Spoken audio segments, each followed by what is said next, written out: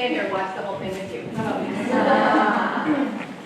Awesome. So hi, I'm Charis. I want to say a couple things really quickly. One, I can't believe you're here because I don't know if you're like me, but I sign up for this stuff and then I go home first, which you should never do.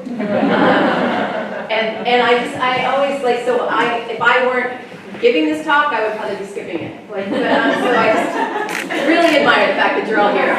You're like role models for me. The other thing is that that I do teach teenagers, so I have a presentation, but we've never met.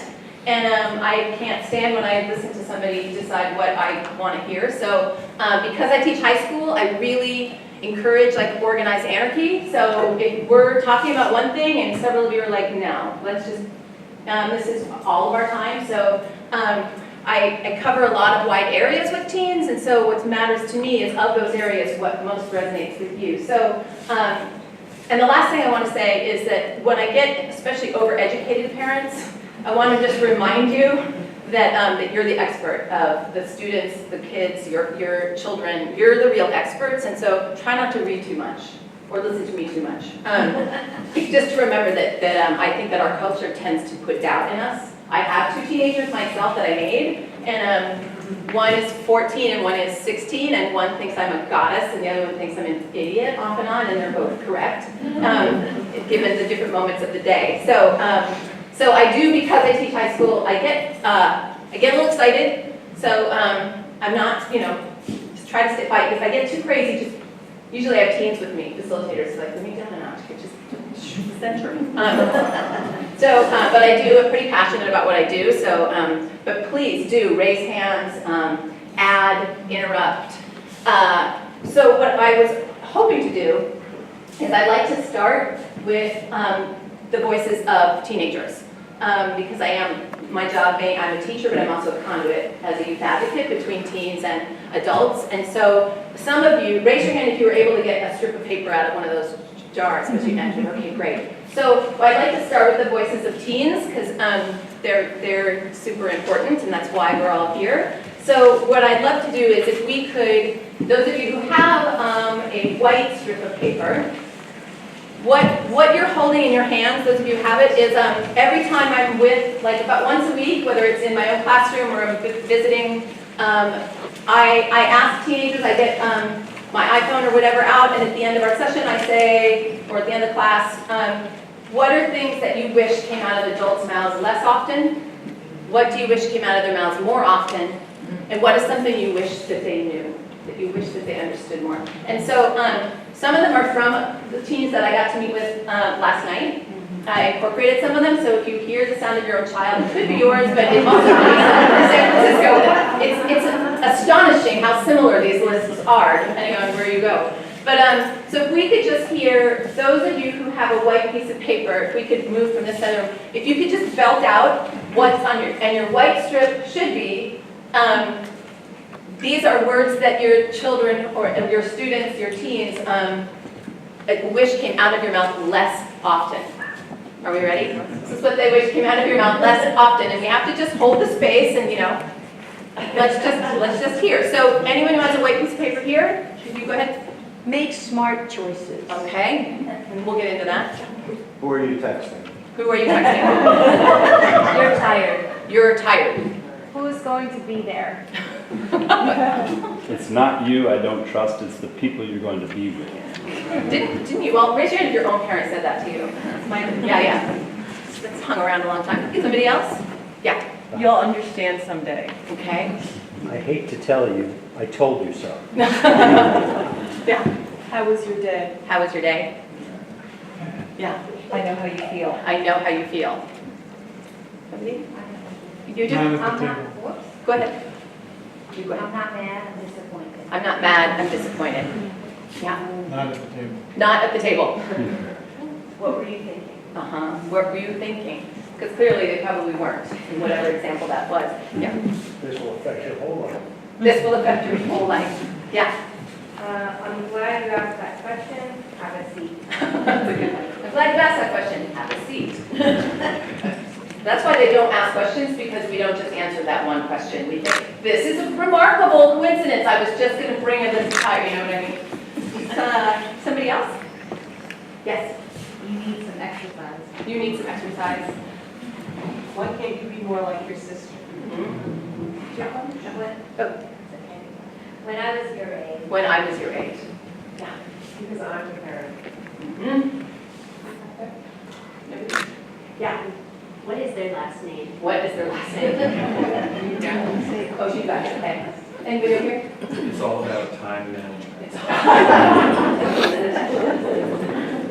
Anyone else? You don't understand. You don't understand. And why didn't you start your homework earlier? Okay, great. Did we leave anyone out? All right, so now let's do the flip side. So these are words that they wish came out of your mouth more often, and those would be the green pieces of paper. Starting back over here. Yes, Good job. Thank you. thank you. Why don't you take a break? I have to take a break. Good job, I'm proud of you. Great. You work just as hard as I do. Mhm. Yes, School isn't that important. isn't that important? Turn up the music. Turn up the music. Want some money? Yeah. I made bacon. Oh, did you hear that one? I made bacon. Yes. It's not your fault. It's not your fault. How are you really? How are you, really? Yes, I was wrong. I was wrong. I trust you. Have fun. Oh, they're both great. Can you repeat yours? I love you. I love you. Have fun. Have fun. The I love you, if you, those are usually repeated. The I love you and I'm sorry are the ones that are most often repeated, usually about 10, 12, 15 times. And the I love you comes mostly from male identifying teens, just to let you know. Here, more? It's in the past. It's in the past. Oh, Mistakes happen. mistakes happen. Yeah? We don't have to talk about it. Yes. Yes, that's also very popular. Stop doing homework, go play soccer. Yes. I'll leave you alone now. I'll leave you alone now. Yes. Even though I'm mad, I still love you. Right. Yeah. Yes. I care. I care. I'm listening. I'm listening. Okay. Did you leave anyone out? Okay, so I want you to hold on to your last strip of paper, but then please remind me that I asked you to do that. So, please come in. So yeah, I was able to talk to some teens last night. We had a good time, and I think that often it's nice to have these conversations separately, not because I think that your teens don't love you or don't trust you, but a lot of, in the schools that I go into, even the teachers and administrators aren't usually in the classroom once I have a relationship with the school, because even the schools where those students are really close with their teachers, very similar to their parents, they will edit what they say or what they feel because they don't want your view of them to change. And they are evaluated. I'm sad to say in this culture, they're evaluated about every 30 seconds for every single thing they do. And it really impedes their progress as far as becoming human because they're self-editing before they even get to experience something because they're too scared to actually emote about it.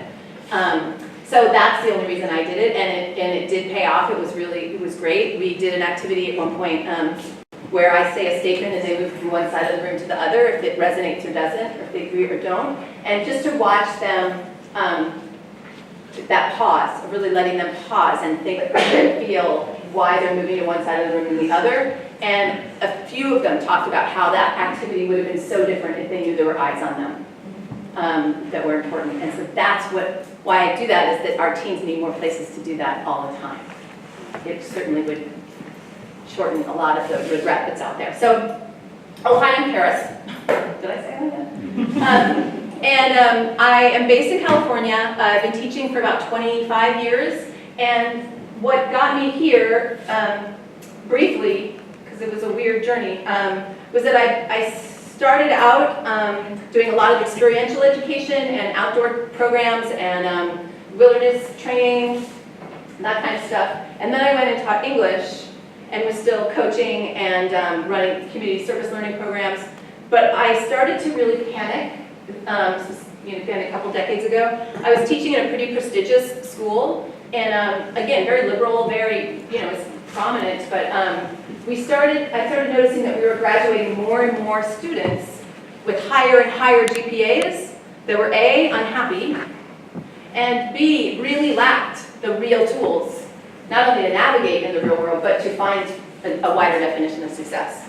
They were just facilitated, they just worked towards the A, and they just floundered if there were no directions or facilitation. And they could not figure out why they weren't happy, so then they were also ashamed because they were getting such a great education. And so I tried to figure out and back up, and I started being really frustrated that as an English teacher, I was teaching 8th, 9th, and 12th grade English, that I was requiring my students to reflect, revise, and redraft their essays 2 or 3 times to get the grade that they liked, but there was no place for them to reflect, revise, and redraft the choices they were making in their lives and in their real world. And so I was hearing these great conversations while we were rock climbing, or while we were on the field, or while we were camping, and I wished that there was a space where they would be rewarded for having those conversations. Not graded for the outcome of what they did Saturday night, but graded on the fact and rewarded for them questioning and puzzling and chewing on it. And that's what they would be rewarded for. So I tried to see if there was anything out there, because back then I was super naive. I thought the education system was amazing. And I looked for curriculum, and there really was nothing, especially at high school. Either there wasn't time for that kind of stuff in the curriculum, because kids those APs are in the way, or they didn't think the teens were ready for those kinds of conversations. So I looked at what was out there, and back then there was health class. Raise your hand if you took health in high school. Okay. Raise your hand if it was a really amazing class. Yes. Oh, nice. I'd like to talk to you afterward. So I looked, and those curriculums, it was like a just say no bumper sticker and like a condom and a banana. You didn't even get like a real penis model. It was just like a piece of fruit. And I thought, is this really what we're talking about? Is that they reduce it down to either, what not to do, and then this idea that it's all about just certain action. So my father was an English teacher, and I called him up, and he's like, if it's not there, then create it. If there's nothing there, you can't suck too badly. Whatever you do is going to make some sort of difference. So I started writing curriculum, and I started teaching it, and fast forward, and here I am now. So I teach, now it's sort of called human development, but my curriculum combines issues that human development would have in it. So that would be, yes, sexuality, decision-making, self-advocacy, drugs and alcohol, but I weave it through the lens of social justice and ethics, because they're all so intertwined. And so it's a combination of all those things, and then as a result, when I look at where our kids were most set up to experience regret, those 4 areas are the biggest ones. So that sexuality, drugs and alcohol, ethics, and social justice, those 4 areas, our culture either doesn't have enough space for our students and our teens to chew on that stuff, or it's given to them, information is given to them in a really controlled or biased way. And so I backed up, and I went back and got my expertise in those 4 areas. So I said to the teens last night, I didn't lie in bed when I was like 9 and say, someday I'm going to be a sex educator.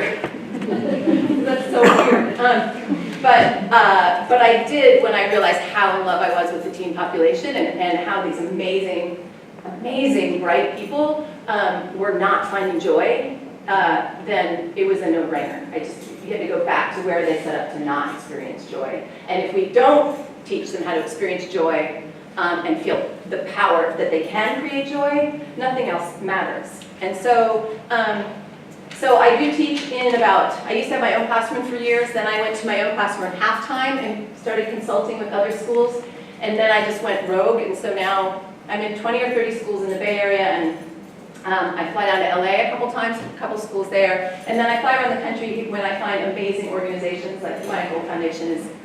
It's just profoundly important, and it works, which is more rare than I would hope. So we resonate so much because my whole mission is to just allow our teens to seek joy and sustainable joy.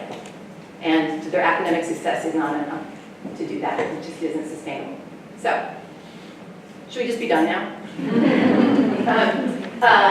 Okay, so I have some slides, but I might be bouncing around according to where we all want to be. So if you could I get a sense of, could you raise your hand if you're a parent of a teenager? Whoa. Okay. Okay. And then you might also be a parent, but raise your hand if you are a teacher. Great. And an administrator? Okay. And in between, people who are working with youth in other capacities. Great. Awesome. So yeah, so we're all on the same page. So you're also experts, so if you could chime in, that would also be great. And if we could very quickly, could I just get a few hands of what are a couple things that you were hoping might be covered tonight, or what you might walk away with, or out of this room with at the end of the evening? I was hoping for there to be some dialogue so that we are all on the same page Okay, and on the same page in what in terms of concerns. concerns? Okay, gotcha. Yes. Insight into teen life that I may have forgotten about Yeah. and not be in tune with anymore as an adult. Right. Okay. Yes. Social media and impact. Yeah. Yes. Those- Inspiring people who are hopeless and young. Yeah. Did you say to inspire people that are hopeless? And yeah. Hopeless and young. Yeah. Yes. Threads to start initiate conversations with kids. Ways to just begin and have an entry point. Yeah. Anything else? Yes. I agree about communication, open communication, honesty, how to sustain that, and how to understand if there's too much anxiety or depression or stress, like where the barometer, like how do you know what that barometer is? So Yeah. that it's a concern that you're alert to it and you're not just like, oh, it's just hormones. Or is this just Or is the this angst of normal? being a Is it not teen? normal? Yeah. Yeah. Just be able to just, that's so tricky. That's tricky waters. Yeah. Sexuality, Yeah. teen Yeah. sex. And sexuality, the hard part with our culture is sex is everywhere and nowhere at the same time. So, and then the idea that sexuality is reduced down to just the first three letters often, and sexuality is such a wide part of their identity. And anybody else? Yeah. Adverse childhood experiences and the relationship between the mind-gut connection, also mental health, and the development of the human brain. Yeah. Especially at adolescence. Yeah, absolutely. Sorry, I have a lot of boys. You don't have to apologize for that. Sorry. English teacher as well. Mm. But our local high school has a lot of great electives, but I'm seeing a new elective starting next year on human happiness. That's so great. And I feel like within our community, the teens need that so much. Yeah. I've been there for 23 years now. Yeah. And they're such a great group. I mean, they're amazing young people. But as you guys explained, there's a shortage of feeling of joy, and I mean, even in the smallest things. Even in the smallest things. And perhaps especially in the smallest things. Right. And that's so sad. But I read a great book a few years ago called Happiness 101, and I'm sure you probably read it, but the guy is a professor at Harvard, and he teaches the most popular class at Harvard. Yeah. And he said people are, basically batting down the door to get in. Yeah. Because kids do want to know. Yeah. What the heck, what is this all about? Yeah. And I think that So much. our community is really ripe for that, so I came to come gather whatever I could. That's great, and thank you for the work that you do. Yeah, it's funny that there's this surge finally about not just sex education, but positive sex education and the idea of pleasure being around sexuality. And a lot of my students are super excited about that, but they're also like, we also just find like pleasure, like it's just that wider sense of joy. And the classes that I teach, and even when I had my own required class, it was all semester for freshmen, all semester for sophomores, It was the most popular class for all 9 years at the school I was at, and then 5 years at the other school where I was. And then 11th and 12th graders petitioned to have it as an elective 11th and 12th grade. So it is, yeah, our teens are really starving for quality spaces to do this. Like starving. So I'm going to move on, and what we're basically going to do, I'm going to give you a brief idea of what we did. I sort of did, and by covering that, I'll talk about the setup, which is what we talked about last night, the teens and I. And the thing that's unique about what I do is that I'm not a therapist, right? And however, and I'm not a regular teacher in that I'm in the classroom, but I also do groups. I also do one-on-one advocacy work. I work with parents. I have a phone number that teens can call or text 24 hours a day after they've been through my curriculum if they are experiencing some form of regret versus joy. And some of those are specific questions when they're in trouble at a party or in a sexual situation, but a lot of times they want to chew on something as far as something they're grappling with, and they need an ear that's from somebody that I've noticed somebody whose only agenda is no agenda, which is pretty rare also, because I'm a parent. I have an agenda with my own kids, and I can't pretend I don't. But the idea is that my only agenda is that teens find joy, and find how to find joy. So that's what I can be helpful tonight. Is I'm just basically I'm in the trenches. I've had the conversations you're having with teens every day for 25 years, and then I get texts consistently all the time. I've already heard from several of the teens from last night, and so that's where you're going to be hearing from me. It's just empirical data. So I don't have a lot of philosophies except what's been attached to the stuff that I've heard over and over again from teens. So I think the next slide is an example. Yeah, so this was just from a former student last week. This is from this young man was somebody that I actually took to Nepal years ago. He's now 41. And he has 2 sons, and I got this text because I wanted to show you how hungry people are. And this was a text from about 8 or 9 days ago where I was telling him this was post-Me Too, and he was chewing on the Me Too movement. And I ended the conversation with, "You're a good man." He says, "I'm finally going to believe you." I tell him that I can't believe how happy that makes me. And he says, sometimes I talk to the older kid. He has 2 sons. Sometimes I talk to the older kid like how I imagine you would talk to him. So thank you for turning me into a good man. And again, the hunger, especially for our male identifying teens, the hunger for them to have a place to talk about emotions, because our boys are encouraged to be angry or happy. And there's this huge world of emotion in between there that we kind of teach out of them if we don't give them the spaces to sort of experiment with that. So I just wanted to share that is really typical, is that to have people stay in touch and consistently still be reflecting, which I really like. So this is the basic framework of all of my curriculum, whether I'm talking about sex, drugs, all of that stuff. I always start with the setup, because it's not about sex and it isn't about drugs.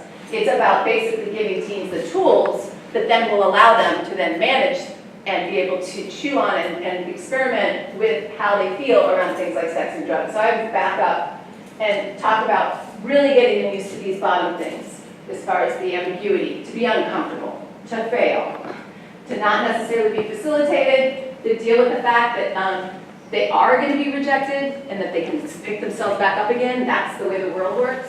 But that all in all, that importance of finding joy is more important than the GPA. And so what I think is amazing is that, especially when I consult with schools, is that a lot of the jobs, especially that our younger kids are going to haven't been invented yet. So we don't even know what those jobs are going to be, and we're still teaching specific skill sets that probably are antiquated. But if we can back up and just teach them this, it doesn't matter what their job is. So that's what I believe strongly in. So basically, and by the way, I can give this power, I'm happy to send this to any of you, so please don't feel that you need to take notes, or if you think one thing I said was stupid but the other thing was helpful, that lets you delete slides when I give them to you.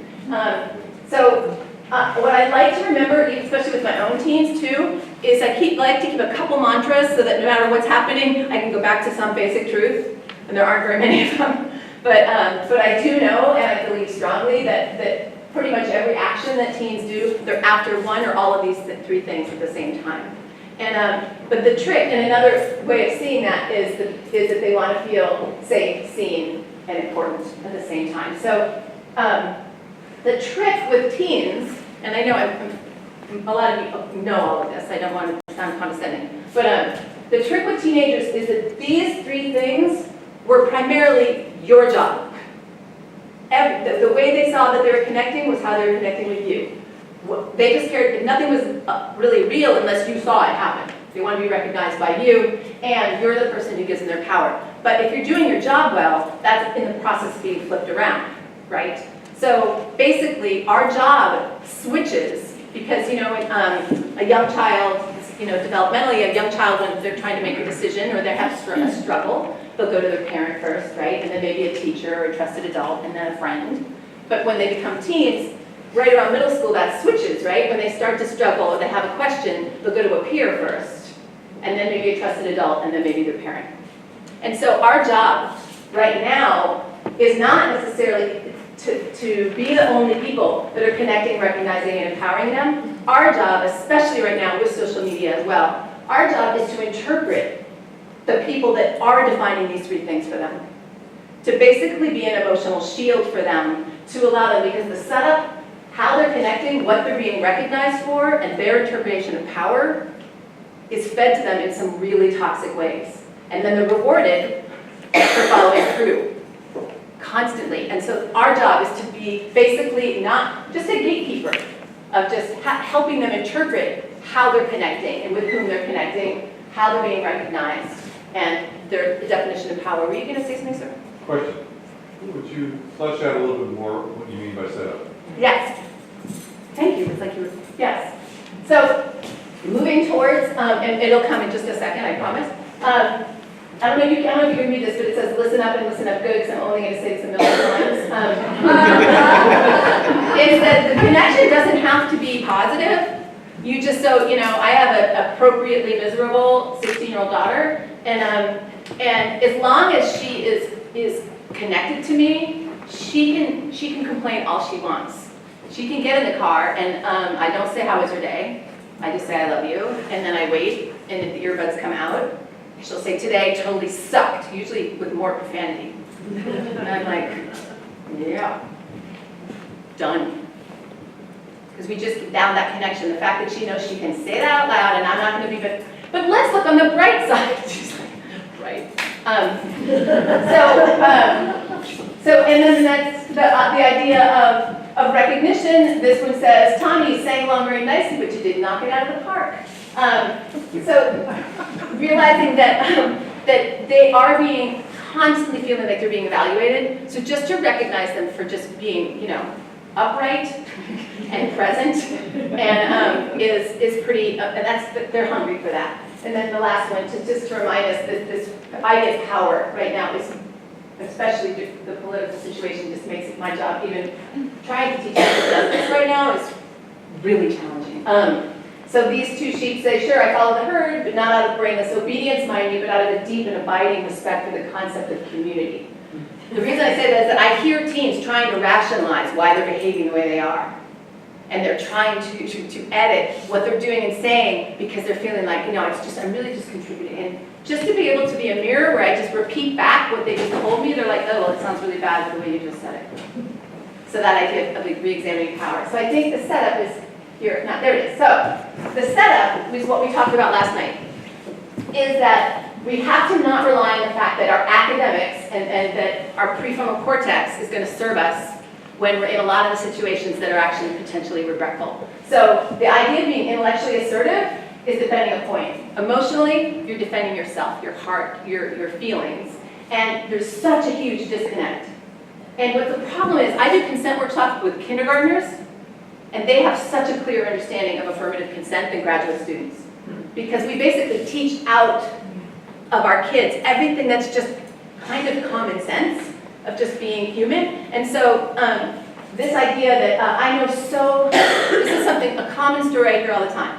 11th grade, 12th grade girl, now 10th grade more, like head of the debate team, you know, super intellectually assertive, loves to correct, you know, her parents, her teachers, like super outspoken. She'll come and see me on Monday morning and she'll walk into my classroom and say, you know, I was at this party and I had this dude's hand on my leg or between my legs and I couldn't say anything. It's a different part. They're communicating from a different place. So she can very clearly stand up for her political stance, her views, her opinions, but it's like she has duct tape over her mouth when she's in this situation where she is not the subject of her own story. All of a sudden, she is all of a sudden an object and she's like, whoa. And she can't imagine, even though she has a GPA that's probably higher than I can count, she can't imagine looking down and just saying, could you move that? And then what happens is she goes home and she feels ashamed. And she feels stupid. And so last night, what we talked about was I had, well, and then let's ask you too. The same question I asked the teens, I'm asking you. Raise your hand if you've had a situation in the last week or two where you went to bed that night and you ran through all the things you wish you had said or wish you had done instead of what happened. Oh, okay. See? And I have a feeling that there's a pretty high IQ in this room. But it's such, and those are the things that teens are experiencing all the time. And if they can get the skills to go to bed at night and think about the things that were challenging that day and be like, I nailed that. It's amazingly empowering. But that young woman went to bed that night feeling ashamed that she couldn't ask this young man to move his hand, and that colored her whole perception of herself. And when that really wasn't her fault, but that idea of being present. And so I did a talk at Stanford. I think I told Matthew this about it, I don't know. But gave a talk at Stanford, and I brought 2 kindergartners. I asked for the money up front before I did this. And I went up, and it was a graduate course on consent and its impact. It was such a long title, I lost track, like 15 words into just the title. Super, very smart. But I had these 2 kindergartners, and I gave them both microphones. And they stepped forward, and they said, consent, Thomas the Tank Engine knows about consent. And they said, one of them stepped up and said, Thomas says that if you're having fun and your friends aren't, well, then you have to stop. And then the other kid stepped forward and said, well, and if your friends are having fun and you're not, they have to stop. And then I said, do you have trouble asking someone to stop? And they're like, no. Right, but our job is to bolster that sense of what they feel is just as important as what they think. Am I making sense? Am I following? Okay, let me make sure. So this idea that personal success is getting in the way, unfortunately, I don't know how that happened, but being academically successful, this is the biggest part of the setup, is how, well, I'll ask you, how do you get an A? How does one get an A these days? What are the things that you just have to do? They're just Study. and study what you want to study? Yeah. Not usually, right? Usually it's you get a list of what you're supposed to study, and then you prove that you studied it, and then someone tells you something else that you're supposed to know. Okay, so you study, what else are you supposed to do? Yes? Find out what the teacher is looking for. Find out what the teacher is looking for. Yeah, and your students, I'm sure so many of them, they know what the teacher probably wants to hear before the question is out of the teacher's mouth, and it's a valuable skill. Got me through a lot of high school, but it's not an essence of trying to figure out what they actually are feeling and thinking. What else?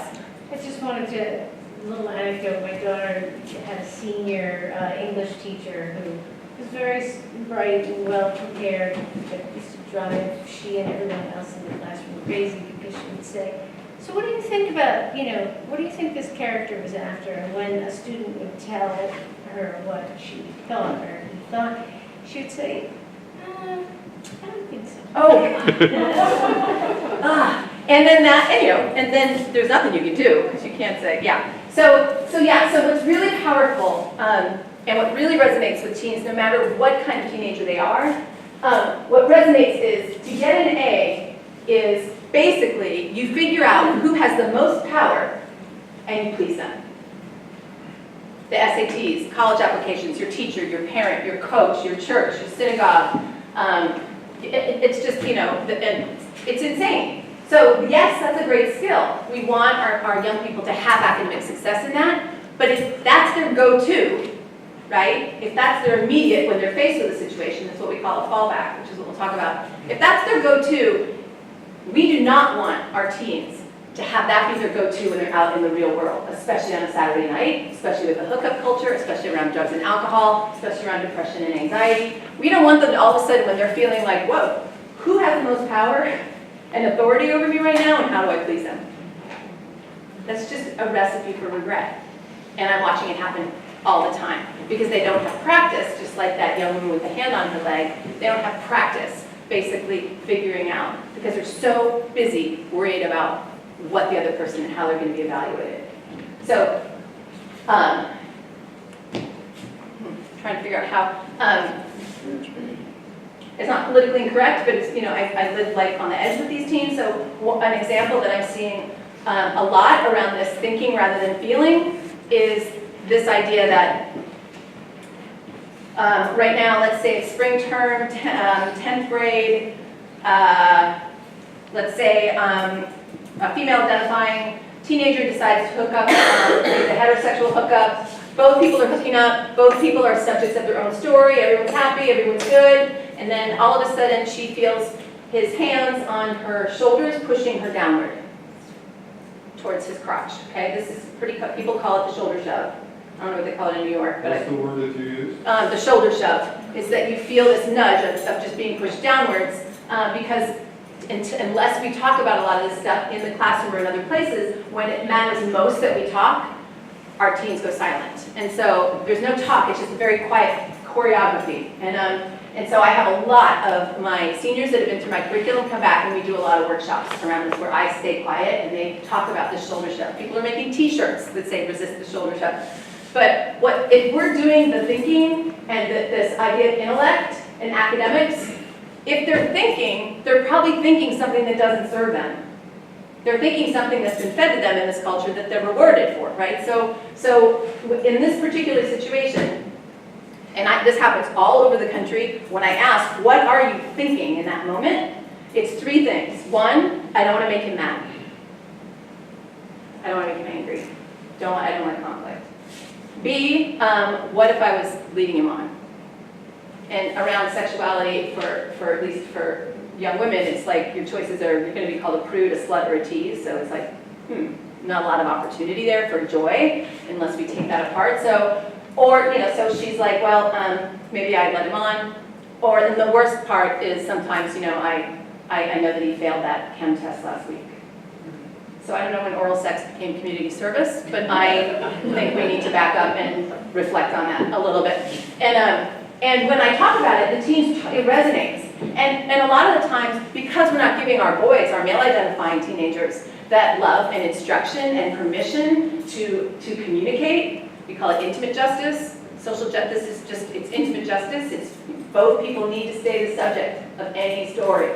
And it's totally awesome to pull back and say, you good? Is it okay? So, but then when I'm up there and I say in front of my teens, by the time she's thought all those things, she's already in the middle of an act that she's going to regret. She's already there. So, but look how quick this is. Ew. Pretty profound, right? But she has a 4.0, so that's not okay. So, but if you're just like, no. That, and to honor the fact, I don't feel safe right now. That's important. We go back to that kindergartner. If it doesn't feel good, don't do it.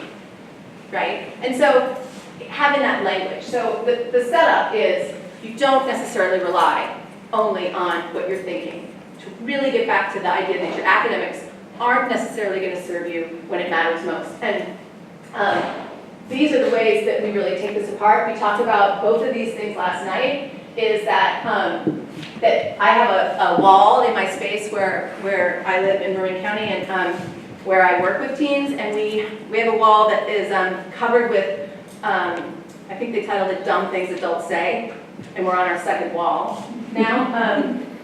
But this is sort of at the top of the list, and the idea of make good choices it's so limiting. And it's so true that often when I'm speaking somewhere, the flyer, I'll say, put anything on the flyer, but please don't say Charis Denison, youth advocate, helps teens make good choices. And they can't help themselves. It'll be published in narratives. And we just can't be, we want it to be that simple. But it's very insulting to our teens. And if you remember being a teenager, you don't, it'd be great if there was that one good choice, right? Well, I'm going out Saturday, I'll just make that good choice. But there aren't even really good and bad choices right now for teens. That's really simplistic. There's a decision that sort of sucks and one that really sucks. Or there's like, this choice would probably make my parents super happy. This one would make me pretty happy. So it's not good, bad. We need to give them the tools to tease out the fact that it isn't that simple. And the language that we use are, what choices are you making that are serving you? And what choices are not serving you? And find a pattern. Where is the pattern? And then you gain some power over that. And then the think before you act is exactly going back to that sophomore girl. That's where we come into our fallback position, is that, this is what teens loved last night, is I teach neurobiology because of the drugs and alcohol thing. And the most hilarious part of how we're so worried that our teenagers' prefrontal cortex isn't fully formed, which is true. Their executive functioning is the last to develop, right?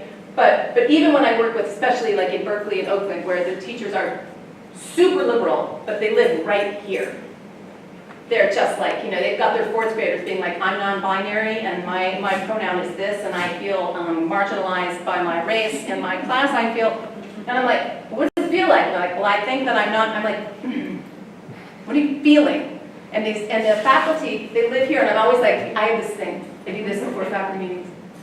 Why are we pulling teenagers constantly here? Why don't we meet them back here, where they live a lot, and give them a chance to see what they do when they're living back here? Because here's the most hilarious thing about the brain, is that when the brain is surprised, caught off guard, unsafe, thought things were going one way and all of a sudden went another, or facing something new, and those are like the 5 ingredients of being a teenager, right? The prefrontal cortex doesn't work. So even if it were fully formed, it doesn't function in that first few minutes. Why? It's your turn. It's in reactive mode. Yeah, can you say that again? It's in reactive mode. It's in reactive mode. Why?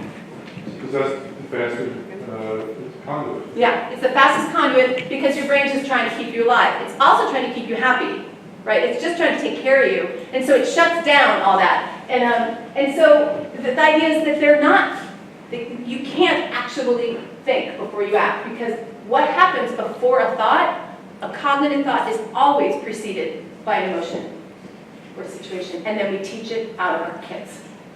And why are you not at the moment speaking about somatic connection? Because that's the thing, right?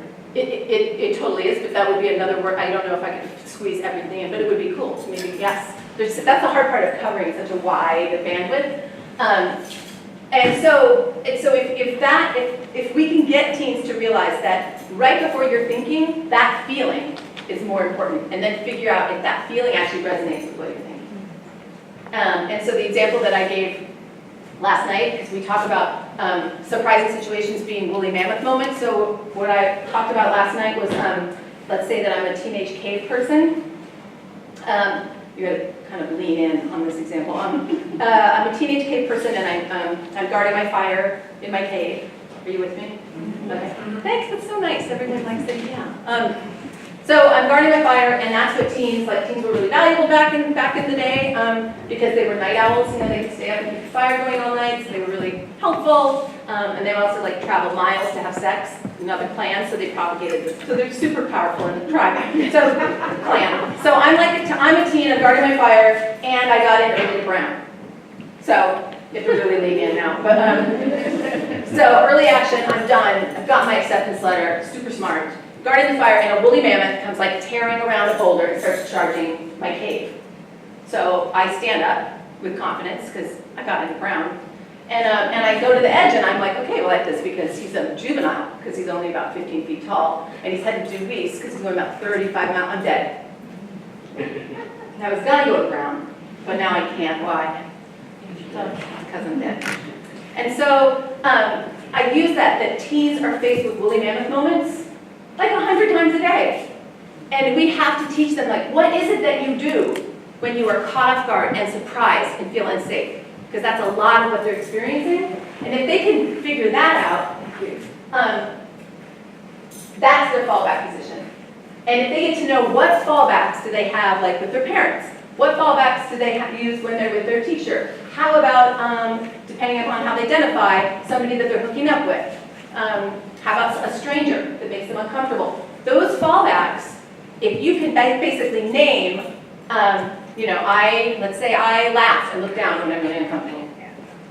That's just what I do. Can I find out where in situations does that serve me and not serve me? And once I name it, I now have the ultimate neurobiological hookup. This part of my brain has now met my prefrontal cortex, and now I have some power over that. Because the next time someone makes me uncomfortable, I'm like, wait, I usually laugh and look down, and in this situation, that doesn't serve me. It's not going to serve me. Keep your head up. Don't laugh. And then you go home that night, and you lie in bed, and you're like, nailed it. And it's so, the reason I'm so good at my job is I'm not very smart. It's just, I always say it's not complicated, it's just hard. So it isn't, it's just that idea of having them practice what their fallback is, and then so much binary gender roles so inform our teenagers' fallbacks, so much. So either how they're raised in their family, or what gender they identify, because if you identify as female, just like that girl who didn't want to make anyone mad, so rewarded for doing that. Other female fallbacks that they're rewarded for is apologizing for absolutely no reason at all. And we don't role model that very well. So I have, and again, these are stereotypes, and I have a feeling here in this community as well as where I live, there are exceptions, a lot of exceptions, but the stereotypes are out there, and they're so rewarded for apologizing. So in my classroom, someone has to leave my classroom for 1 minute if they apologize for no reason, and then they apologize for apologizing. But they can start calling each other out on it, but they will say, I'm sorry, what time is it? I'm sorry, can I borrow a pen? Now, as a former English teacher, that is not grammatically correct. It doesn't make any sense. And again, it's just coming, they're just consistently rewarded for just trying to make space for other people. And if that's their fallback to innately apologize, then we're setting them up for regret for those situations. Because they're basically saying, I'm sorry if I'm taking up any extra space here on the planet. Let me make myself a little smaller for you. And so for them to raise their hand when they're about to say something super perceptive and say, I'm sorry, I was just going to say, I'm like, back up. And my boys, whom I love and adore, male identifying, a lot of them, I'll say, raise your hand if you apologize in the last few days. They'll go like this. And then they'll hit the front, like, I didn't do anything, right? Like, they live in a different world. They are not rewarded for being like, I'm sorry, can I give you some, like, they're rewarded for just taking up space, even when they don't want to. And so it's thinking about those gender, those roles. Would anyone like to? Yes. Can you give me a couple of examples of fallback positions for boys? Yes. So, one great example was I got a phone call from a boy, because boys are, again, rewarded for not asking for help, not talking through any confusion or emotion, the fake it till you make it, or disappearing. And so I had this one boy whose fallback all through middle school, and he arrived in my classroom in 9th grade, and his fallback was as soon as he was uncomfortable, he would just bail. With his parents, he would literally just yell, fuck you, and leave the room. And then he would come back 20 minutes later, and everyone would pretend it never happened. And then that cycle kept going. But with his friends, he would just go very quiet. He would just look down at his phone. And with people that he really wanted to have an important conversation with, when faced with them and he wasn't ready, he would leave. He would just slink away. So he was had this huge crush on this teenage girl in 9th grade, but could never stand in one place to talk to her. Because his fallback was immediately to just disappear when she showed up. And he would practice. And what we practice is this idea of feel, think, act, right? Instead of your fallback, stop a minute. What am I feeling? What do I think is going on? And then how do I move forward with less regret? And his fallback was to disappear before he could do that. So 9th grade, she had a boyfriend, so he gave up on that one. Sophomore, she had a girlfriend, so totally out of the running. And then junior year, he decides he's gonna ask her to the prom. And he's gonna go like baptism by fire. And so, and because he's said in so many situations in his life, when it mattered most, he bailed. And so, super high performing student, high GPA, miserable most of the time. So, so he decides that he's going to ask her, stay with me, this is a good ending. So she basically then, she leaves for vacation, and he decides when she comes back from vacation, he's going to ask her out. So he goes to a party, I think she's in Europe, and he's standing in a hallway, and I get a call from a closet. Because as he's in the hallway, it's like 11, 12 o'clock, she comes to the front door of the party. She's supposed to be in Europe, like woolly mammoth. Like woolly mammoth on crack. Like it was just huge, like it was just so in his face. She comes in the door and he looks at her and he doesn't feel first, think act, he goes right to his fallback. It doesn't serve, he sees her, there's a kitchen, a closet, goes right. And he says it happened so fast, but it was such a metaphor. So he's a senior at MIT right now, and he just came back to visit and sat at our dinner table and told my own teenagers this story. And then he calls me.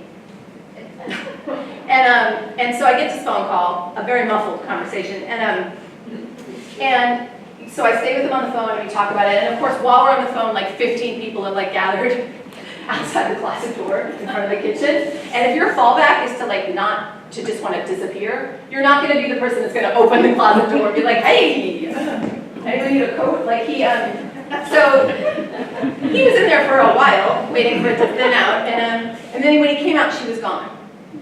And so he talks about, in that long-winded example of a fallback, what's so profound to him is that he is a senior at MIT, and he says that he learned more in that closet on the phone with me than he did in all of high school, and was so much more ready for college than he would have been from any of his SATs, because he learned that when it mattered most, he had to stay where he was and face it, because he was missing some of the most profound and desired experiences of his life. And so that's a very common one for boys, is to disappear or to come on really strong, to push back. I lost a student who was killed at a USC frat party because he was in over his head. He was down from Berkeley. He was on a soccer team, and they were invited to a party, and he panicked. And I got a text from him saying, I think I'm lost. I bolted, and I think I'm in trouble. And then it turns out he had tried to run across a freeway because he panicked. But so, and his younger brother now is the one I did the TED Talk with, the second TEDx. Our talks are separated, so it looks like we're not together, but my talk is introducing him. And very quietly, he mentions in the talk that he lost his brother, but his point that he works when he facilitates with me is that Aloi's fallback was to bolt when he was uncomfortable. And if he had stopped and been rewarded for just asking for help, he might still be with us. So it's those sorts of fallbacks that can go from comical to super, super profound. Does that sort of answer? And to ask your child, like the teens last night basically identified some of their fallbacks. I asked at one point, one of the statements I said was, the statement was, I see a connection between my fallbacks, one of my fallbacks, and a current important relationship in my life. Every single teen went to the agreed. So I feel like it does resonate. Some of them have just been like, I don't know what fallback. Were you listening? I wasn't listening. I mean, that could have been some of them, but it didn't seem like it. So, so that is this idea. Thank you. You had it. Is this idea of feel, think, act.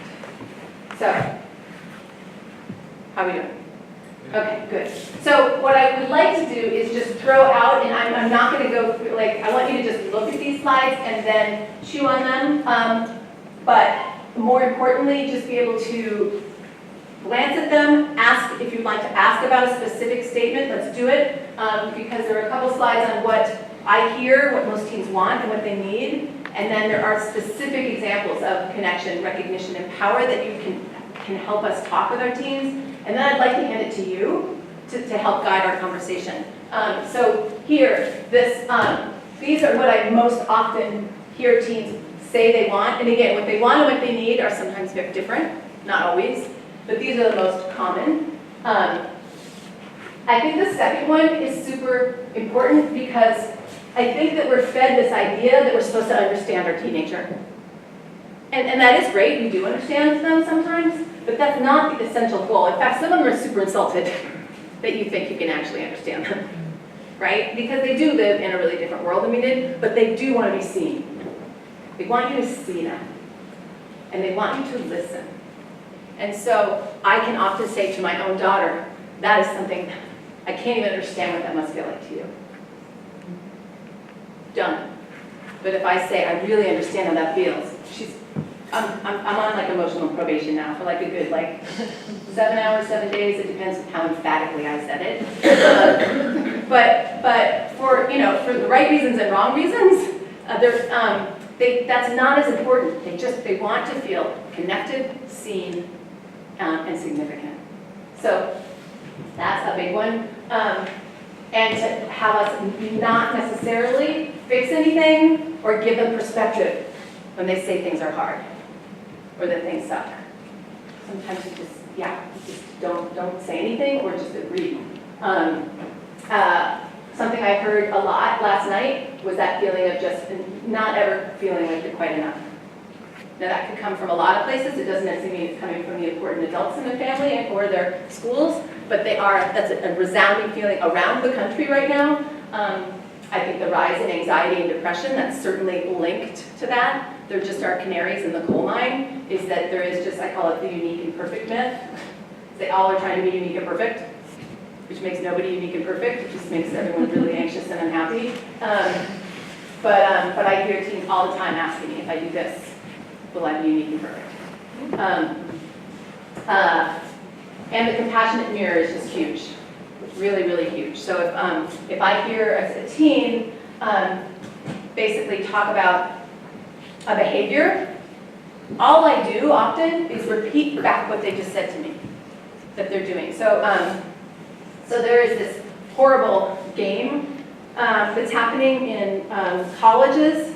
I haven't heard much of it trickling down to high school. I hope, but I don't know. The porn industry is, again, between the current administration and porn, my job is ridiculous. But there's a game that consists of, in a lot of fraternities, where the fraternity brothers have a table with a tablecloth over it, and they invite freshman girls to come to the party, and the girls, the young women, crawl under the table with the tablecloth and then service the men around the table. And what's important when we talk about this, especially Me Too stuff, because I don't talk about Me Too without loving our boys, because this is a setup for everyone. Vilifying our boys is not the answer. So how you win this game is that the young man who shows absolutely no emotion, that you can't tell he's being worked on, the last person standing is the one that you never could have told that he was being worked on. Now that, if they're allowed to just laugh about that, and the freshman, if she does that, she gets asked back. And so if she's thinking, they're all saying this, oh, that's really objectifying. Oh, did you get invited? Right?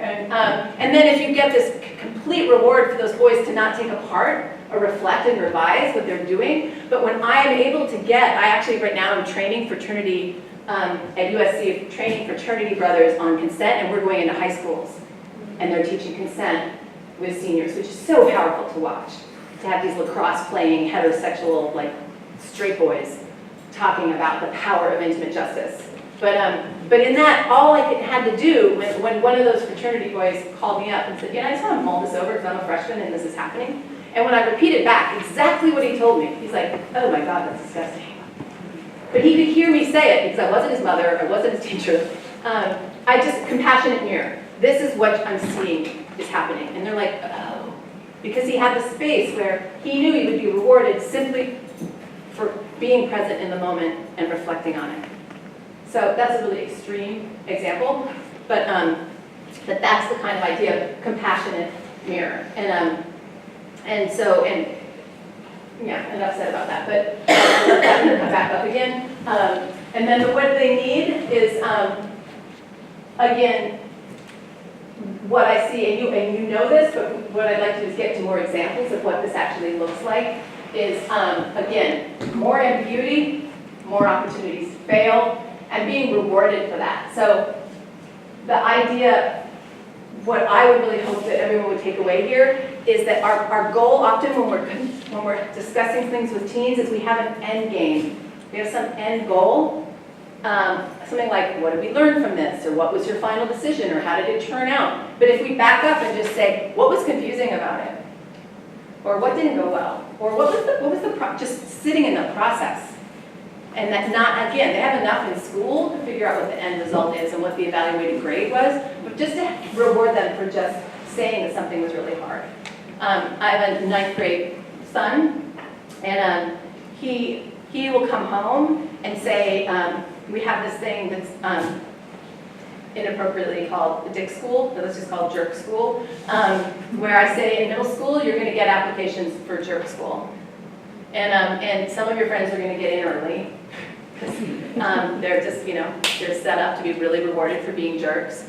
And some of your friends will go to jerk school and then come back, they'll transfer back here, and some won't even want to apply. But I just want you, because as your mother, I'm not gonna tell you what kind of man to become, but I do want you to be aware and witness yourself in a real way. So you will be rewarded for coming home and simply noticing your behavior. And so around the dinner table, just a couple weeks ago, he said, as we were talking at the dinner table, he's like, you know how I said I didn't want to hang out with Owen anymore because he's away at dick school? And I'm like, yeah. And he's like, okay, so I laughed at 2 of Owen's jokes today that were really disgusting. He said, I think I spent a day at dick school. And I'm like, that's amazing. That's so amazing that you can say that. Excellent work, right? So we keep the connection. He's recognized for being human and fallible, and he's so set up, right? And then that is the idea of power. Power is being vulnerable and accountable. Connection, recognition, and power. And that, when we're doing that at that age, that he's going to graduate, hopefully, and move on with that skill set, it's so going to serve him. And yeah, it's awesome to watch. And you all, I'm sure, have great examples of this, so I'd love for your feedback in a second. So coming back to connection, recognition, and power, the next slide. So examples. I talked about this one. When you pick your kids up from school, don't say, how was your day? Unless your kid loves that, right? It's like, or your students come into your classroom. It's that idea of simply not necessarily needing information. Because they've had to either pose or posture or talk to people all day long. So to get in the car and put their earbuds in, I'm a big fan when people say there's no devices in the car. I'm not telling anyone how to raise their children. But definitely if we can share the music, I would love to do that. But a lot of, especially I have one kid with some pretty serious anxiety, that's her de-stressor. So she survived that day at school. Yeah, she can do whatever she wants. Phrase that before you said it, you travel in the car and something happens and you said some phrase there which I didn't quite match. Instead of saying, how was your day? Yeah. You could just say, hi, I love you, or nothing. But the idea of asking for information, unless you have a gusher, my son will get in the car and say, I just want you to know I was feeling sort of vulnerable this morning, and then I was feeling, I don't know, I had this feeling like, when a fire is sort of blue and it's that hot, I felt that hot feeling. But it depends on the animal that you are dealing with. You were going to say something. Okay, so say it's in a text that you get. Yeah. It sucked today. Yeah. This happened, Yeah. and I was in this situation. Oh, you sound just like my daughter. Right? Yeah. And I feel like crap. Yeah. And I'm gonna leave. Right? And it's on a text. It's on a text. And I say, God, that really does suck. Yeah. But then what? Nothing. Does that sound cold? No. Or not? Oh my gosh, no. I see you, is what you just said. I see you. And not anything else? Nope. No, because what will happen, it's like a little bird. You're now like, you're being tested, you're being hazed. And if you say nothing, then she, he, or they, and everything will come back. Because you basically established, I'm a container for you. I'm not gonna evaluate you, I'm not gonna, and so yeah, I get that, I get that easily. The cool thing is, I get that like 10 times a day, but the cool thing is I get that 10 times a day. And it's hard and it's also great, is that she knows that she can say that to me. And then sometimes I'll say, hey, I'd love to talk about this later. But I don't say it as a question. I would just love to. What I'm doing is I'm doing the feel, think, act. I'm not telling, I'm just like, this is where I am. I'd love to be able to talk about that later, and then I don't bring it up. Unless it seems like it. But that's that's such a great example. It's great to have real examples. And the 3-to-1 is huge. If you have a stereotypical boy, 3-to-1 won't even, it's like more like a 1 to 30 seconds. So, but for every 3 minutes, they talk, you talk to 1, or you don't say anything at all, but nod emphatically, or, because again, it's that sort of that testing, are you here for me? Do you see me? And so, there was this great commercial, for those of us that are as old as I am, on MTV that had this poor, unsuspecting teenage boy come in the door after school with his backpack, and he opens the front door, and his mom has this table with like a giant model of the uterus, and like, you know, a whole box of condoms, and like, you know, there's like, and he walks in and he's like, for the longest time, the camera's just like staring at him. And she says, hi honey, I just really think it's time for us to just sit down and have a talk about sexuality and the choices you're making. And he goes, and then she says, or we can talk about drugs. And he's like, yeah, let's talk about drugs. And the whole commercial is how do you bring up drugs with your kids and get them to want to talk to you. That is the way to do it. And so it's all kind of, I always say, like, work backwards, think sideways. Like, you got to work back from what you really want them to get, and then sometimes what we do as parents and teachers, like a lot of my curriculum looks very counterintuitive, especially around sex and drugs. I'm known as one of the most radical sex educators in the United States, and this is why, which is very sad. When teenagers ask a question, I answer it. I was introduced on a podcast recently, so you're a radical sex educator. Why is that? I'm like, and that's the only thing, is because the good thing about being a dinosaur in this age of being a drug and sex educator and social justice is that I know, because I have all this proof, that the more information we give teenagers, the less risky choices they make, right? So I don't understand why I live in California now, where it's great that there's mandatory comprehensive sex ed and affirmative consent. It's also bad because people do it really badly. You can make things worse, but I don't understand why now in the state of California, every teenager, in this very heteronormative way, can't graduate without knowing how to put a condom on a penis model. Now, that's one of the riskiest sexual acts you can do, and they all have to know that, which I think is super important. But there's no other talk about other sexual activity that you can do that's very safe and risk-free almost. That's not okay. But so sometimes we have to work backwards and think sideways. And again, watch the vocabs.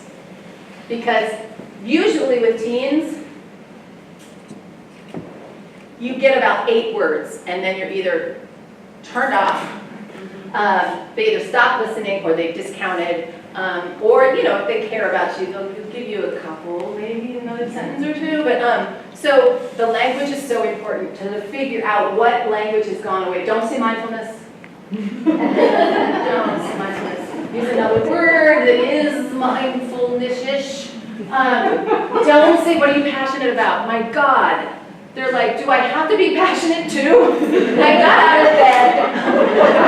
I have my books in the backpack. I did my homework, sort of. I don't want to be passionate.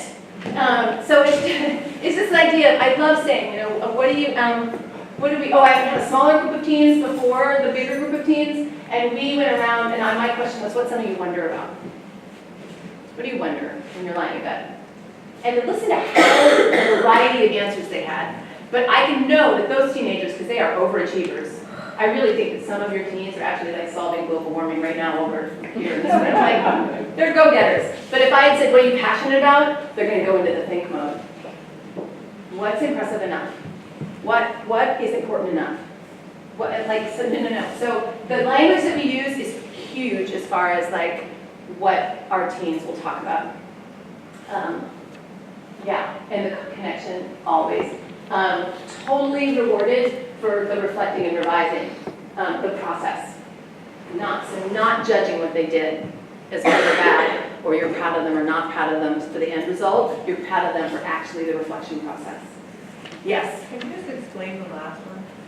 Yeah, the idea of like when I was talking about if you got the main idea of the connection is that even if your child is being, unless they're being enormously disrespectful, but a lot of times I will keep a connection when my kid is being disrespectful and just say that. I really love you, and this is, I can't stay in the room right now and listen to this, and I don't think you ever should too if somebody talks to you like this.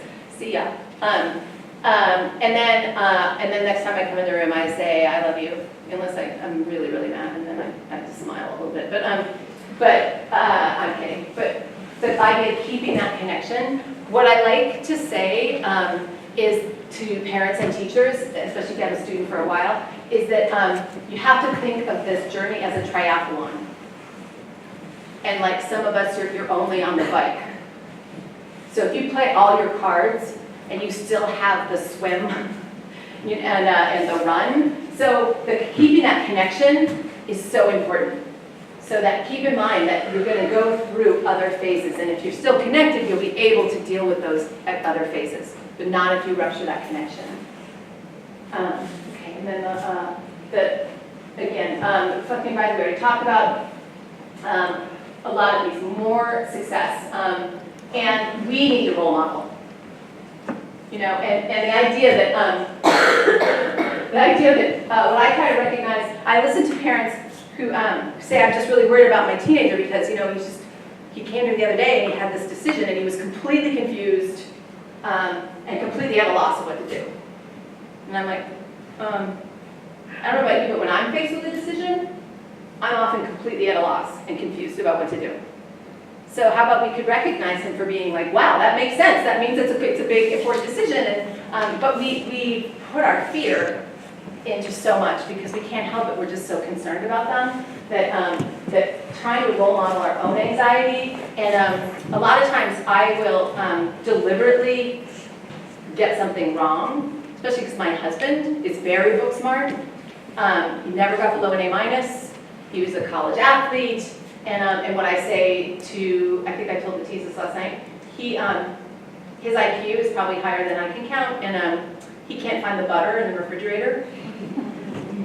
And he will, because he's so, and he knows this about himself, he was so rewarded for that. He will hold the Tupperware container from the fridge over his head, and I'll be like 3 rooms away, and he'll say, babe, is this butter? Is there butter in the Tupperware, the blue Tupperware container? And I'm like, open it. And he's like, well, the label says that it's yogurt, but I don't think it's yogurt. I'm like, oh my God, I can't believe how smart you are. The idea of talking about all the different kinds of success, when my kids were really little, there were some words when they were learning to talk that you couldn't say without putting a word in front of it. One was smart, one was love. Just the way that our English language totally can manipulate the experience that our young people have, so that now as teenagers, when somebody says, oh my gosh, she's really smart, my teens are like, what kind of smart? Like kind smart? Book smart? Outdoor smart? Social justice smart? Empathy smart? So there's all kinds of smarts, so that, thank God, because now I have really weird children actually, they both think they're really smart because they have so many options. And so this idea of deciding what success looks like is so important. There was one other thing I can't remember. Okay, and the last, I think, there. And then let's just, I'd love to hear from you, is to really talk about this idea of how they're rewarded for power. And so our teens go from subject to object so many times a day, for them to notice when they aren't the subject of their own story. And when some of our teens, especially with the selfie, where it's almost like this proactive, I'm gonna objectify myself before anybody else can, and that's very seductive. But this idea of, it's great when I have my team facilitators will come and they'll ask to look at the last 5 selfies of on somebody's phone, and they are able to look through and say, well, I've already been talking to you for an hour and you seem super interesting. I don't know anything about you from looking at these pictures, except you like the right side of your face, and you own a lot of bathing suits. But it's just like this idea of really having them tease out what power looks like, and especially for our boys, the idea of just they're so rewarded for basically asserting power and taking away power, rather than realizing the power of just showing up and being vulnerable. Also, and one of you had mentioned this, the idea of talking about sexual identity, etc. The idea of, it's so challenging when we talk about when we move into sex and drugs and ethics, I think that we're pressured to feel like we have to reinvent the framework, the language we use, and we don't. It's the same. I use the same language in my curriculum with kindergartners as I do with graduate students. We just change how deep we go into it. It's still fallbacks. It's still ideas of what is powerful and what is connection. And so what's so great to encourage is that if they're in a process of questioning everything else, I would certainly think they would also question their gender, the sexuality, that it needs to all be thrown into one boat, that this is all self-exploration. And I get a lot of teens that are saying, is it weird that I might be a lesbian, but I don't know, or I might be gay, or I don't know. That's not weird at all. If you're trying to figure out who you are, that's a huge part of your identity. So questioning it is really healthy, and vacillating, and realizing the cool thing is, unless they are 100% sure, like this is it for me, to really encourage, without discounting what they're going through, say, that it is super, super common. And a lot of people vacillate, they go one direction and then move. For some people, it's super fluid. I had this great sophomore when I left the school where I had my own classroom regularly, and I announced to my sophomores, I'm leaving, don't worry, we'll stay in touch. It's going to be okay. And this sophomore boy raised his hand and he's like, but who am I going to go to when I find out I'm gay? Adorable. He's at NYU and he just texted me last night. Let me hand it back. What I love is for us to be resources for each other. I think, is that all? Am I? Okay, yeah, just ending with that. So a lot of the times I do feel like I sort of vomited on you, but because I'm only here once and and it was a little bit of a hike from San Francisco to get here, I wanted to make sure that some of that was thrown out there, but I would love now to just hear, let's have a more open dialogue. Questions, comments, stuff that that you wanted to tease out more. What's your experience? And I'm a sex educator, so I can sit in silence for a very long time. Yes. I am so looking at you. Okay, so a few slides back, there was something about boundaries. Yeah. And the ceiling of the, Yeah. So Can you go back? I think it's something that I struggle with because it's what they need. Keep going back. It's what they need, I think. It's before that. One more. Yeah. Boundaries Yeah. with promise of freedom. Yeah. I like how that sounds. Yeah. So maybe if you could just talk a little bit about that. And Yeah. I guess in my experience, I'm struggling with that because I don't want to be losing connection because of disciplinary actions that need to take place. Yeah. And just another thing, like having a 7-year difference in children, like my daughter can't get in the car and start cursing her head off when I have my 7-year-old sitting in the back seat. Yeah. And the same goes for the dinner table. So Yeah. there's just certain places where it's like, this is absolutely unacceptable, and you may not bring that to the dinner table. So there's been a lot of challenges with those parameters you know, where she can kind of let off the steam in a completely natural way, in her way, and where she can't. Right. So, Yeah, so the last part you said first, as far as, 'cause that skill of her not being able to get in the car and just say that my day really fucking sucked, is that skill of just, there are so many communities you're gonna enter into, and the skill set is know your community. And if your behavior is, if anyone is feeling unsafe, or extremely uncomfortable, you have to modify your behavior. That's just being human.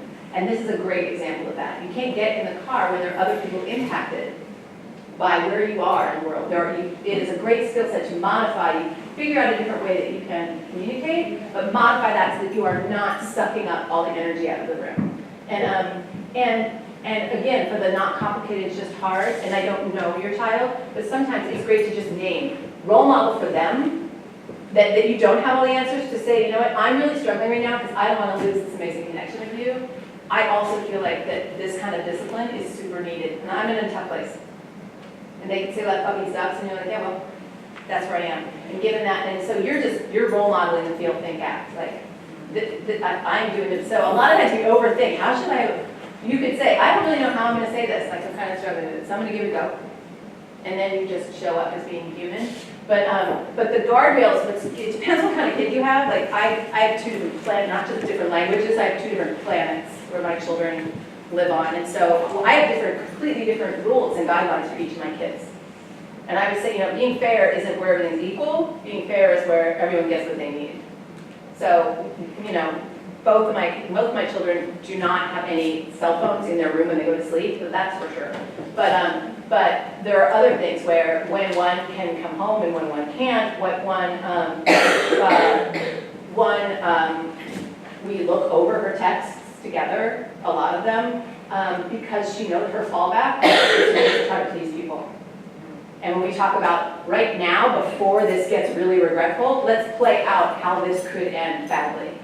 And so as a protection, she now says, could you please look at my text? So, and for me as a mom, can you imagine, I would never do that actually. But the guardrail thing is like, for both of them, and for a lot of my students that I know, is that you start with some pretty honest expectations. So far you haven't lied to me, so I'm gonna trust you. So far you've come home when I asked you to come home. So you can widen the guardrails and upper the ceiling. As soon as they do something that breaks that or crosses that, it's complete. You don't even need emotion. You lower the ceiling and bring the guardrails in.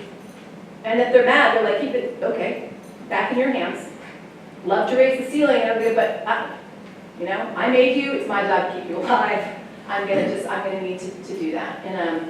And often it works. Of course, it doesn't always work. But you know, the reason people don't do my job is it's really hard to do well because there's always mistakes. But does that give you sort of a sense? Is to keep emotion as much as possible out of the discipline part, because you just, you know, because their job is to make mistakes, but their job also is to revise and redraft. And if they've made a mistake that's very similar to the one that they just made before, then clearly they're having trouble doing that, and you need to batten down the hatches a little more. Other advice for that? Other questions, comments? Yeah, you were. You alluded to the line that's fake it till you make it, and you said it was something like masculine or something. Could you expand upon that? Because then I'll tell you how I use it. Okay, great. Do you want to start? Because you might be way smarter than I am. Probably not. Okay. But, so I'm a high school teacher, and back when I was being trained 35 years ago, Right. We had to go, because we took a class in college called Drugs, Alcohol, and Tobacco. Right. And we had to go, I went into a house, I'm not sure, like they lived there, and went to meetings and 12-step and everything. Yeah. So big poster on the wall, fake it till you make it. And so I was asking the person I was tutoring accounting to, who just happened to live in that house, you know, what did that mean to him? What was it? How was it used? And things like that. So I have used that in my classroom a lot. Now I'm teaching public speaking, and that's like my go-to line is fake it till you make it. Yes. And it really helps them. Yes. So I wasn't understanding when you made it sound like it was a masculine fallback. Yeah. But I use it for all of them and lots of things. Right. And it seems, it's my go-to line. For the Yes. last 30 years is Endure. So I was just wondering where you were coming with that from. Yeah, and thank you for sharing that, and I do too, as well. And that's the beauty when we get back to not good or bad, is what serves you and what doesn't, is that in some ways, that fallback can serve people enormously well, especially people who are introverts.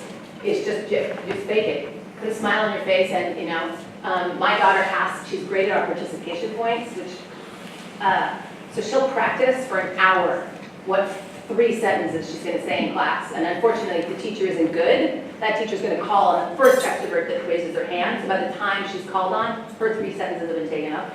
So I'm like, just stick your hand up as if you're like hailing a cab or calling 911 or telling me to come get you.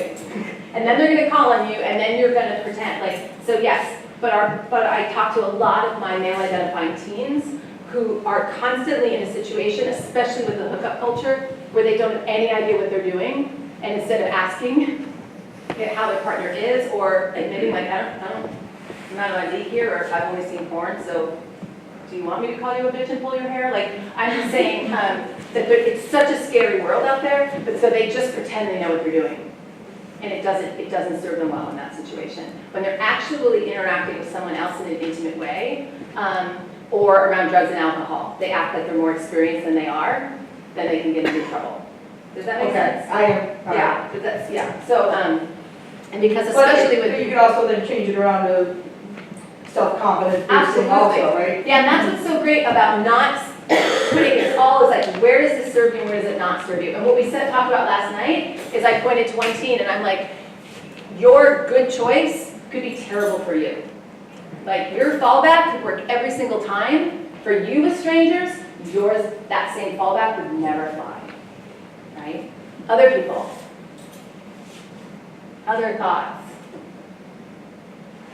With the increase, like, with just the juuling and the, I don't know how big juuling is, but it's just, I mean, now in middle schoolers, it's just, and again, it's the more information that you can give, and sometimes it can be, one of the slides up here talked about that they need, that connection doesn't have to be with you. If it's just with any adult, find people around you that have your same values and just tell them what to say, because your kid will come home and say, oh my gosh, this is like me. Like, they'll be like, wow, Charis said this amazing thing. And you're like, yeah, I've said that like every day for the last 5 years. But I'm an idiot, right? So getting that in place, but the more like, it's amazing with teens, if I say to them, the whole nicotine juuling thing, I say, yeah, don't trust all the data yet, because, teens are really, in a healthy way, distrustful of a lot of stuff that's out there. And we want a population that challenges stuff like that. So I always say, we don't know a lot about nicotine. We do know it's a stimulant. Definitely, I know of a lot of teens who already are in withdrawal and addicted by the time they're in 9th grade and can feel really jittery and get cranky if they don't have it. But the other thing that we can tell them that is really grabs them is that nicotine is more addictive than heroin. And that their brains have, I don't remember what it is, it's at least 10, I think it might be 15 times the amount of receptors for nicotine than the adult brain. So clearly, and they love talking about what's not fair and who's trying to take advantage of them. What's that? It's not talking about what's not fair. What's not fair? What's not fair. And so the idea is that these companies are basically trying to just create a bunch of addicts. And if they can get you addicted, and if you have addiction in your family, bingo. Your brain's not going to care necessarily with nicotine, but definitely as far as uppers, your brain now is being totally trained to go to addiction. And that really gets their attention. And a lot of the older students are talking to the younger students. And the other thing is that so many teachers are having such a hard time. I'm doing a drug and alcohol training workshop for teachers because I have spies everywhere with my freshmen and teens, like all my facilitators, and they've been sending me lately, there's a game that there's a game of how close a row can you get to the teacher and then get high without them having any ideas. Because the vape pens are so, they could be sitting there tapping their, like, this point is so fascinating you're making right now. And they're getting high. You can also poke holes in your Juul liquid nicotine capsule and put hash oil in it. So it looks like the teen has just a jewel, which is usually just for nicotine, but they're actually playing with it. But a lot of the vape pens, it really is odorless. And so the other thing you can do if you have a teen and you want to feel sneaky and you're in your room is a lot of it has residue. So if you just put your fingers along the teachers, I ask them to put fingers along the desktop or if you're at the bedside table, and if it's sticky or if it's slimy, then that's sort of an indication. But the biggest is our denial is so we want to believe so much. I get so many parents who are like, it's, you know, I'm really worried about the mean behavior towards my child. My child's fine. Or I'm worried about what the other kids are doing sexually or with drugs, but we have to really keep in mind, like mean girl behavior, my child, not in the real world, but in the home, her fallback is super mean. And the idea, when I talk to her, is that your fallbacks are there to take care of you. You're mean because you're scared, right? And so how can we back up and find ways that you're not scared? But I have students that I had this one student I'm working one-on-one with, and she dumped her backpack out, and she had like everything in there. She had like Xanax, she had a bottle of vodka, she had weed, she had some Adderall, and she's like, my mom found this in my bedroom last night. And I'm like, why are you here? Why aren't you not, what, did you go to school and everything? She's like, yeah, I told her I was holding it for a friend. I'm like, didn't you tell her that the last 2 times you got busted with it? She's like, yep. My mom really wants to believe in me.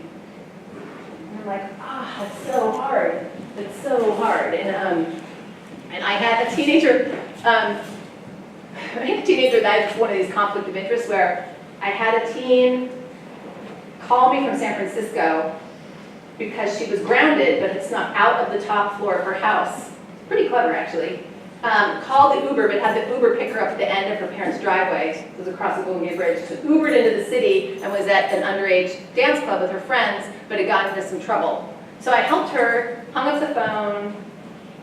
Mom calls to thank me for something we've done before, and I said, how are things going? And she's like, yeah, so-and-so's doing really well. She's upstairs right now doing her homework. We're really connecting these days. Like, we're right on the same page. And in that moment, I'm like, and I'm still a little concerned about it, so I was like, you know what you should do? You should go give her a big hug. You should give her a big hug and tell her your name. That would be so nice. That way I was kind of covering my ass on both levels. Other comments? Yeah. So, if I launched into vaping speech to my son, which I've done, really doesn't. It's like I need a little help in the scaffolding for that conversation, or any conversation along those lines. Where I'm like, that's just so stupid. I know. It's so hard. And you just. Does he have a program? Does he have any education in the school or anywhere where he can get information about it that isn't from you? Well, I can call the school about this, like, one, and say that they have the information. Sometimes, but I love how your language even, once the word speech comes out of our mouth, we're always like, I hear it. Yeah, it's like, wah, yeah. The other thing, if you can't, because, they don't email anymore, and if anything's longer than 6 sentences. So, Or if it doesn't have a video. if you can leave, I leave stuff out because my daughter's way of rebelling is she doesn't ask me any questions about drugs. Or she'll ask me a question about drugs or alcohol to impress her friends. So I'll say, hey, your friends know that blank. So I give her information that way. Or she'll say something like, especially about sex. I don't want to be asking this question, but hopefully if your child will ask some question, the key is to only answer that question. To not see it as this opening for this great conversation. But sometimes you can leave information out that's only like 4 sentences long that he's just going to see, But the other thing, is to try to find someone else that he respects, mention something or say something. It's hard. I mean, it's a tough one. It's a really tough one. Yeah. I just find it helpful to share with my kid,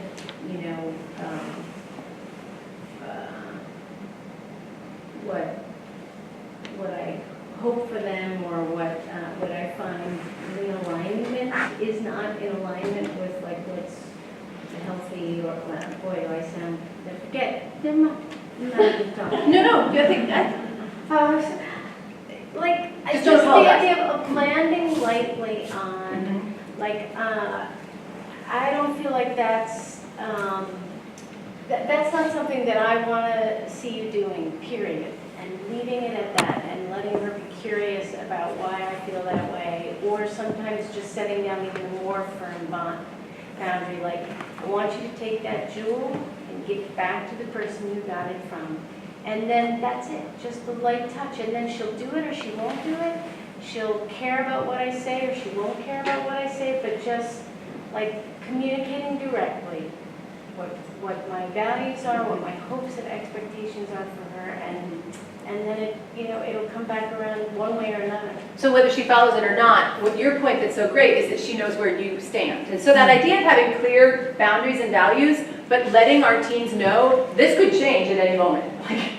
So we don't have to pretend like we know that we have the gospel truth and we have to stick with it. But I always, when I inherit a new group of ninth graders, and I know I'm going to have them for 4 years, I go around the room and I ask them to name the top 2 or 3 values that their family has. And then I mark down the ones that can answer within the first 4 seconds. I don't write their names down. The ones that take longer than 5 or 6, 7 seconds to answer, I write their name down because I'm going to watch them a little more closely. And then the ones that are like, I don't exactly know what you mean. I know I'm going to need, that kid's going to need me within probably about 2 or 3 months. And it is just that idea of just keeping it really simple. Like, our family believes in honesty. And that you will be rewarded not like 10 out of 10 times, you still might be totally busted, but all the emphasis will be on the honesty part, right? Or whatever it is. We believe in, getting all A's and B's. Like, whatever it is, just so that they've got some roadmap to work with, but not pretend that we know everything that we're doing. Because that's scary to them because they know you're lying. So, Totally. about dishonesty, I'm having a hard time dealing with that. I remember a friend of my sister's a long time ago said something that I never forgot. Just don't act on what they say, but act on what they do. Yeah. So I thought that was pretty valuable. But then, so when somebody's constantly saying they haven't done something, Yeah. you clearly know because you're smart. Right, Like, right. Oh, it's very obvious. Right. But I can't keep reiterating the same thing over and over because now it's just seen as I don't trust, I don't trust, I don't trust, and it's breaking the connection that I'm so desperately trying to keep. Yeah. Have you talked about that? Not that part. It would be interesting to see what would the response be like if you were in my situation and you had this person that you made that you love more than anything, and you were in this situation, what would you do? And at least then they have to hear themselves lie. I would totally let them do, and they'll be like, huh, let it sit. Yeah. You're just like, just that mirror, but it's so hard to get. And if you've got a smart kid, especially because female identifying brains are able to multitask more, I call watch the truthlet. Some of you might totally resonate. So if you're a teenage, the really first, if they're angry or frustrated, ignore the first 3 sentences that come out of their mouth. It's got nothing to do. It's not factual at all. It's just like venting first, and then. But if you ask a teenage girl has this thing called a truthlet that is so, if she's really good at it, it's a great skill, but it's really amazing. She will give you this story that actually has one tiny part that's true, right? She'll be like, I texted you at 10 from the library, right? And then she fabricates this whole thing around the truthlet so that when you question her, she's legitimately horrified that you don't trust her. Like, she's super pissed off. She's like, bent out of shape. I can't believe you're questioning me. Like, she feels seriously righteous. And I'm watching my daughter try to perfect it. I'm acting like I don't know because she's not super good at it yet, but it's hilarious to watch because they just hold on to this one thing. And you don't want to keep talking because then what she, or then this is for all genders, they'll hang you up on some other detail that you say and it will become about that. You'll get some fact wrong. Look, honey, though, I called you 3 times. You didn't call me 3 times. You called me twice. I can't believe you. You just keep it so simple. I'm just really frustrated because you didn't do what you said you were going to do. But I didn't. I'm just really frustrated. Repeat the same thing. You can't get trapped. You just keep the most important point that you want to make pretend they're high. Just simplify, simplify, simplify. Repeat the same simple, most important message. Okay, I wanted to make sure that we read, and I'll be around too, but I want to make sure we hear, we want to end on this note because some of it is surprising, right? These last pieces of paper you have in your hand, and these are super, I picked the ones that are the most common and some from your teams last night. These are the pieces of paper that are either orange or red? Yellow. Orange or yellow. Okay, so if we can belt them out, so these are things that our teens really want you to know. Okay, really want you to know. Does anyone have any over here? Yes, please. If I don't tell you about my day, it doesn't mean I did drugs, had sex, or that I hate you. Or that I hate you. Okay. Somebody else, yeah. You usually know what's best. Did you hear that one? You usually know what's best. We're not going to say that to your face, but yes. You can't rap. You can. I forgot that was in there. Somebody else? If I mess up, it's not your fault or your parenting. If I mess up, it's not your fault or your parenting. Yes. Every boy I hang out with is not someone I'm hooking up with. Excellent. Did everyone hear that? Okay. Yeah. I learn a lot from you. I learned a lot from you. Yes. Hi. Thanks for letting me be my own person. He's still giving me goosebumps. I've been doing this for 25 years. Yeah. Telling me you want me to be perfect won't make me perfect. Okay. Pretty profound. Yes. Some of life, often the important stuff, can't be planned weeks in advance. Some of the most important parts of life can't be planned weeks in advance. Yes. Yeah? No, I'm yes. not my older sister. I am not my older sister. Yeah. How grateful we are to you. Yes. Yelling from upstairs doesn't work. Anybody? Yes. We're not trying to be stupid. We're not trying to be stupid. Yeah. I got a phone call, my son Matthew was the other day, and I picked the phone up, and these were the parents that were so liberal that they would give the kids too much. And he was, his parents had let him be in this house in Tahoe by himself, and he tried to have a party for 15 people, which we know never is a party. So I get a phone call. I don't know who it's from. I pick it up. I can hear things breaking. I hear water, so a pool is involved. It's like 1 in the morning, and I'm like, hello? And I hear this crash, and he's like, is this Charis? And I'm like, yeah. Who am I talking to? And he says, clearly someone who is not up to the level of responsibility he was given. Somebody else hear anything else? Yes? It's okay for you not to understand. That's what we talked about, right? Just see me. Please just see me. Yes? Not every child in the family has the same talents. Yeah, that's true for the work. Oh, we just covered that.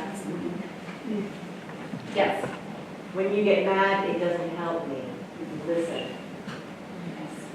Yes? Sometimes we may just be tired. But don't tell them that. I think you're just tired. That's so great. Yes? Yes? You're cute in a parent way. Is that the last one, too? I love you. I love you. And that comes up a lot, too, which is interesting because it's also what they want you to say. So you can see a lot of the crossover. And in closing, I do feel like this is sort of like an emotional hookup. It's like, I feel like, now I'm leaving. But I do want you to know that no one should ever be called an expert in this field. It's a pretty low bar, but to know that like I'm gonna fly home tomorrow and do all the things I just told you not to do with my own children. Like I'll watch myself in those moments, and I'll be like, stop, you just got paid to stop talking, and I won't. I just watch so that idea of being compassionate with this is so, like I talk to easily a couple hundred teenagers a day, and it is so much easier than coming home at 5 o'clock, 6 o'clock, 7 o'clock to my own children. And I have some amazing kids, like they're but it doesn't make it, yeah. Just wish you could just like take a vacation. you know, from parenting, like, sub, you know. I would be such a better parent if I had a sub. So I want to thank you so much from the bottom of my heart. This is an amazing community. I also just want to say again that the Maya Gold Foundation, it's even hard, it's just so amazing to see an organization simply exist to help young people find joy and their definition of wisdom, because if they have that, nothing else, everything else will fall into place. And it is such an amazingly powerful tool, and we gotta make sure we give them those spaces to do it, and yeah, I just can't, it's unbelievable. Yeah.